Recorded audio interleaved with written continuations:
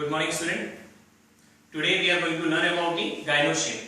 This is our fourth part of this lecture series, in which previously we have learned about the androecium. Today we are going to learn about the female reproductive system in the flower. So that is gynoecium. Gynoecium is a fourth verb or an inner verb, and this is a necessary verb. So this in female reproductive system, the unit of gynoecium is called as a carpel. This is a carpel. This is called carpel. This carpel is also called as pistil. This carpel is also called as a pistil. Now carpel is consists of three parts. This carpel consists of three parts, as you can see in this diagram. So this is a stigma. Upper part is a stigma. This middle connector part is a style, and the lower basal part is a ovary. Lower basal part is a ovary. So therefore, these three parts, stigma, style, and ovary. So these are the three parts of the carpel. Now, the upper part, stigma, this is a receptive part. It receives the pollen grain during pollination. On this part. Now, style, this is a middle connector part through which pollen tube passes through this style to the ovary, to female gametophyte.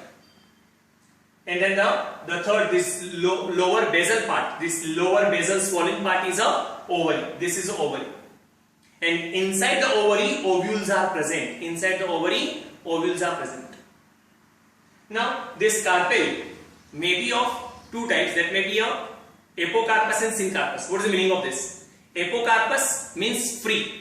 So these multiple carpels are present in a plant, in a flower, and these are not fused and these are free.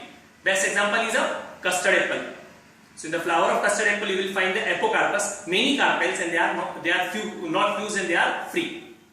Second example, we'll see the syncarpus. Second type, there is a syncarpus, and syncarpus where the carpels are fused and becomes a one. So this best example of is like a in hibiscus. So the 5 carpels is a pentacarpellary and they fused to form a one.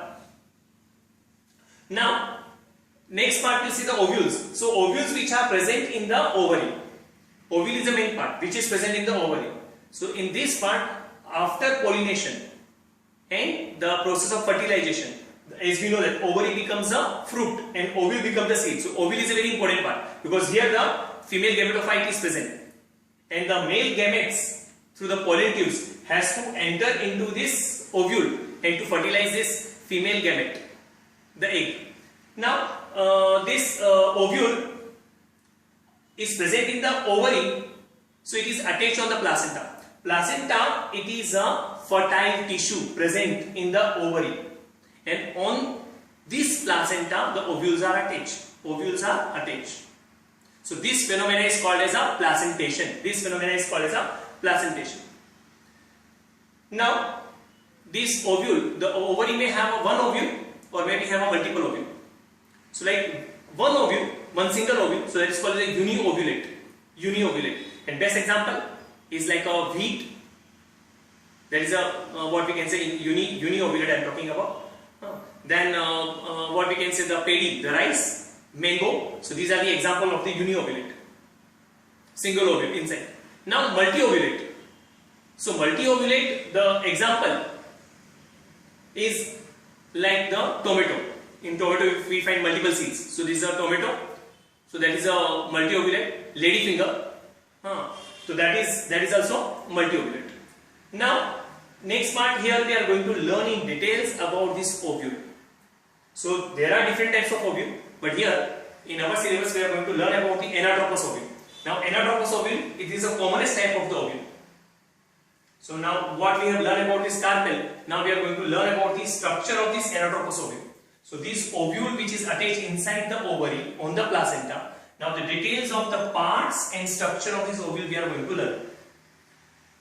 This ovule, as we know, so this is a oval shape. If we find, so this is seems somewhat what oval shape. Now this ovule, what are the parts are in the ovule? So ovule is what we can say is having an outer integuments, means outer covering, and these coverings are the two. There are two coverings. So one is the outer integument and one is the inner to it is the inner integument. So this is the outer integument and this is the inner integument. So the outer inner integument. Integuments, the outer this covering, there's a layer.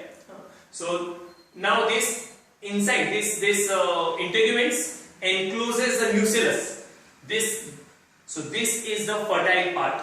This nucellus. So these also having a parenchymatous tissue, and these are the living parenchymatous tissue and this parenchymatous cells.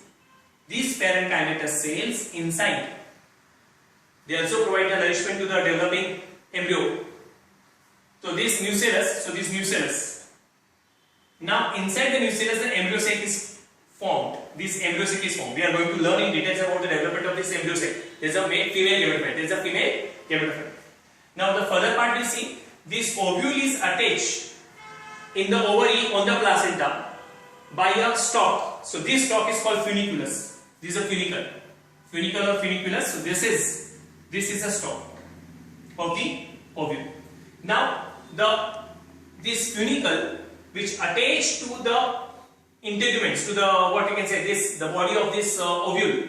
So this the part, the site where the funicle is attached to the body of ovule, this is called hilum. This is called hilum. And the outer layer, layer of the integuments which continuation. So this is called a line which continue into the hilum and then the funicle which they arrange. So this is a raphe. This is a raphe. Now this ovule has a two part. One is the apex and another is a base. The apex is not completely fused. It has a pore or an opening. This apex, at the apex of the ovule, there is always present a pore or opening, and this opening is called as a micropipe. This opening is called as a micropipe. So here we will see this opening is a micro. This is a micropipe. This opening is a micropipe. Now the opposite of this apex, that is a base, and base is called as a chalaza. Chalaza is a base of ovule. Apex of ovule is a micropipe. Base of ovule is a chalaza. So these are some of the part of ovule what we have learned. Now we are going to see the parts of the embryo sac. So just before going to the parts of the embryo sac, we'll revise a quick revision. What are the different parts? So first is the funicle, that's the stalk of the ovule. The hilum. So hilum is a site where the funicle attached to the body of the ovule. Then the raphe. Raphe is a line continuing with the raphe and then to the raphe continuing with this funicle. Then the apex and the base. So apex is a micropipe which is a pore opening in the ovule, and the base is opposite of what we can say the apex, and that's called chalaza. Now inside the outer covering of this ovule, is a outer and inner integuments. So and these integuments surrounds the inner parenchymatous tissue or a cells. So this is called as a nucellus. Now from this nucellus, one of these parenchymatous cells becomes enlarged, and it is a diploid. These all are diploid cells, and this undergo the division and forms a female gametophyte. How the female gametophyte forms, that I will going to discuss in detail now. Before that, we'll see this female gametophyte, the structure. Now we are inside the nucellus, inside the ovule. This female gametophyte, that is called as an embryo sac. So embryo sac is also called as a female gametophyte. This embryo sac is also called as female gametophyte. Now, the female gametophyte consists of 7 cell, 8 nucleus. 7 cell, I am again repeating it. 7 cell, 8 nucleus. 7 cells are just see, 3 cells at the chalaza end. These are the antipodal cells. 3 cells at the micropylon end. This is the egg apparatus. Egg apparatus consists of the egg, central this part egg, and then 2 synergids. And in middle, which is suspended. So there is a secondary nucleus. Secondary nucleus are having the 2 haploid. So all are having this haploid nuclei. So 3 cells towards the micropylon end, egg apparatus. 3 cells towards the chalaza end, that is an antipodal cell, and the in middle, the suspended, that is the secondary nucleus with the 2 haploid nuclei. So therefore these are the 7 cells with the 8 nucleus, and this secondary nucleus is suspended or held in position by the cytoplasmic strings. So these are the cytoplasmic strings which held this into the position. So this embryo sac. So now next part we are going to see in details about how this embryo sac develops, how this embryo sacs and development of the female gametophyte with the development of the egg apparatus, egg and all these synergies and the antipodal cells and the secondary nucleus. So this complete embryo sac. So now further part we are going to discuss is about this topic. Now next part we are continuing here with the development of female gametophyte. Now female gametophyte, how this female gametophyte, that's embryo sac, develop inside the ovule, within the nucellus, this ovule, how it develops. So here in this topic we are going to see about the details of this female gametophyte, development of this female gametophyte. Now we'll continue with this, that we know this is the ovule with this two integument, outer inner, and inside is the nucellus, and this is a funiculus, this is a micropyle. As in the diagram what we have learned already, the structure of ovule. Now inside the ovule I have said this nucellus, it is a parenchymatous tissue, parenchymatous cells. So these are diploid, these are living cells. So now one of these parenchymatous cells from the nucellus become enlarged and forms and this becomes a megaspore mother cell. This is a megaspore mother cell. While the development of this female gametophyte, so in that first phenomena is what? This development from the nucellus, one of the parenchymatous cell, which is a diploid, and this becomes a megaspore mother cell. This becomes enlarged and forms a megaspore mother cell. Now we'll see the further development in this megaspore mother cell. The megaspore mother cell now undergo meiosis. It undergo meiosis. We know in meiosis the 4 haploid daughter cells are formed. So these are the 4 haploid daughter cells are formed from this megaspore mother cell, MMC, megaspore mother cell. This is a diploid, and now because of this, under meiosis division, it divides to forms a 4 haploid megaspore. 4 haploid megaspore. Out of that, the first 3 megaspores, they get degenerate. There is a degeneration. So these first 3 megaspore cells get degeneration, and then the fourth, there is an inner. This 4th megaspore, that is towards the micropyle. So this 4th megaspore becomes functional. It becomes enlarged, and it undergo now 3 times mitotic division. Mitosis 3 times to form the 8 cell. So now see, this functional megaspore undergo first mitosis division. First, because this is a haploid nucleus, so it undergo now mitosis, and from it forms a 2-cell stage. Now 2-cell stage, next undergoes second mitosis division to form a 4-cell stage.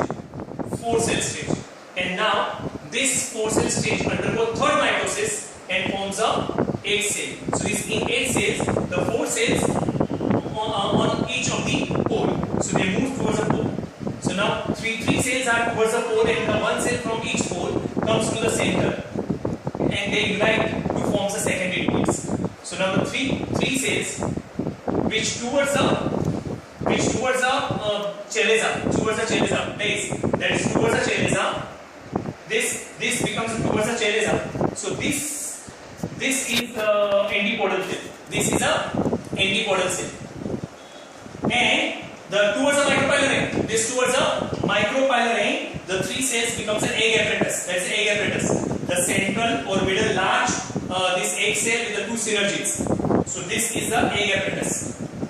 This is the egg apparatus, and this in the middle. Now we are seeing this. The 2 cells from each pole, they come in the center and unite to form the secondary nucleus. So secondary nucleus is having the 2 haploid nuclei. Therefore now this is a stage where the total 7 cells and 8 nuclei. 3 cells at chelaza line, antipodal cells, 3 cells towards the micropylar line, that is egg apparatus, and the 1 cell with the 2 haploid nuclei. So that is the secondary nucleus, which is suspended or held in position by the. So I have said this is held in position by the cytoplasmic strains. Cytoplasmic forms the strains and support it. So this becomes a female gametophyte known as embryo sac. This is known as embryo sac. This embryo sac. So this is a female gametophyte. So this is how development. So development of the female gametophyte, that is the embryo sac, containing the egg cell with the 2 synergies, then the secondary nucleus with the 2 haploid nuclei to it, and the 3 antipodal cells towards chelaza. So this embryo sac for female gametophyte, this development. Now this inside the ovary with this ovule has now this embryo sac, female gametophyte, that's the embryo sac, and this embryo sac has the egg cell with the two synergies. Now synergies are having a hairy structure. The synergies are having a hairy structure. So what do you do? This hairy structure, so that has the filiform apparatus. They form the filiform. What is the filiform apparatus? So when after pollination, so when the pollen get deposited on the stigma, and this pollen get germinate to form the pollen tube, and when this pollen tube passes through the style and enter into the ovary and reaches to the ovule, entering in the ovule through the micropipe and reaching to the embryo sac to one of the synergy. So what this generative nucleus, we know that divide into the two haploid into one motile male gamete. So that passes through this pollen tube, and now this passes through pollen tube and reach or enter into the ovule through the micropipe in the pollen tube, and this pollen tube is allowed. So therefore, this one of the synergies absorbs the water from the pollen tube and get ruptured, and this will gives an entry. This will gives an entry to this two haploid male gametes, so which will fertilize. The first male gamete will fertilize A, and second male gamete will fertilize the secondary nucleus. So this in detail again we are going to learn about the in the double fertilization in angiosperm. Now here only my motto to show you through this diagram is what? Through this diagram it shows a filiform apparatus. What is the filiform apparatus? Filiform apparatus is one of the synergies. The synergies are having a hairy cells. These cells having a hair-like structure which now attract and pull the pollen tube and absorbs the water from this pollen tube, and that ruptured. One of the synergies get ruptured and allows the male gamete to enter into the female gametophyte in the embryo sac for fertilization. So this is a female for double fertilization. This is a filiform apparatus. So now this is all about the female gametophyte what we have learned. So now in female gametophyte, quick revision. So I have said like in the nucellus, so one of the parenchymatous living cell, the diploid cell, so that becomes enlarged to form the MMC. That's a megaspore mother cell. That's a megaspore mother cell. And now this megaspore mother cell undergo meiosis to form the fourth haploid megaspore. Now out of that the three cells get regenerates and one cells that becomes enlarged to becomes a functional megaspore, which undergo three mitotic division: the 2-cell stage, 4-cell stage, and 8-cell stage. Now this 4 cells, the 3 cells goes to the opposite pole, and the 2 cells from each pole, this polar nuclei that come in center to unite to form the secondary nucleus. And this way, the chelicell end having an antipodal cell, and the micropylar end having a egg apparatus, and the in center in the middle suspended and supported by this cytoplasmic strands. So that is the secondary nucleus. So this is a female gametophyte. So this is all about the female gametophyte. So this is all about the complete female gametophyte, the development and the gynoshaping details.